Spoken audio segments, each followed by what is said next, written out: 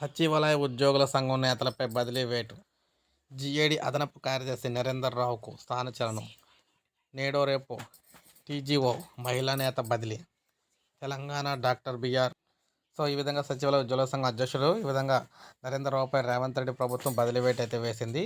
సచివాలయంలో అదనపు కార్యదర్శిగా పనిచేస్తున్న ఆయనను ఫుడ్ సేఫ్టీ అథారిటీ కార్యదర్శిగా బదిలీ చేసిన స్థానచలనంలో సాధారణ పరిపాలన శాఖలో సంయుక్త కార్యదర్శిగా ఉన్న మనోహర్ను కూడా ప్రభుత్వం నరేందర్ రావు స్థానంలో నియమిస్తూ ప్రభుత్వ ప్రధాన కార్యదర్శి శాంతికుమారి గారు అయితే ఉత్తర్వులు జారీ చేశారు. సుదీర్ఘకాలం సచివాలయంలో వివిధ హోదాల్లో పనిచేసిన నరేందర్ రావుపై బదిలీ వేటు వేయడంతో సచివాలయ ఉద్యోగులు అధికారులు నిర్ఘాంతపోయారు. సోమవారం సీఎం రేవంత్ రెడ్డిని తన సంఘానికి చెందిన సభ్యులతో కలిసి నూతన సంవత్సర శుభాకాంక్షలు తెలిపిన నరేందర్ రావును 24 గంటలు తిరక్కముందే బదిలీ చేయడం చర్చకు దారితీసింది. తెలంగాణ గెజిటెడ్ అధికారుల సంఘంలో కీలకంగా పనిచేసిన ఓ మహిళ అధికారిపై కూడా బదిలీ వేటు పడనుందని ప్రచారం జరుగుతోంది. బీఆర్ఎస్ పాలనలో మంత్రిగా పనిచేసిన శ్రీనివాస్ గౌడ్ అండతో సదరు అధికారిని రెచ్చిపోతున్నారని సీఎం రేవంత్కు అనేక ఫిర్యాదులు అయితే అందాయి. మంత్రి ఫిర్యాదుతో సిఫార్సుతో ఆమె హైదరాబాద్లోనే తిష్టవేసి కీలకమైన జీహెచ్ఎంసీ జోన్లో కమిషనర్ పదవులను అయితే సొంతం చేసుకున్నారనే ఆరోపణలు అయితే ఉన్నాయి. తన భర్త పదవి విరమణ చేసినప్పటికీ తన పలుకుబడిని ఉపయోగించి ఆయన పదవీ కాలాన్ని 3 ఏళ్ల పాటు పొడిగించారన్న కూడా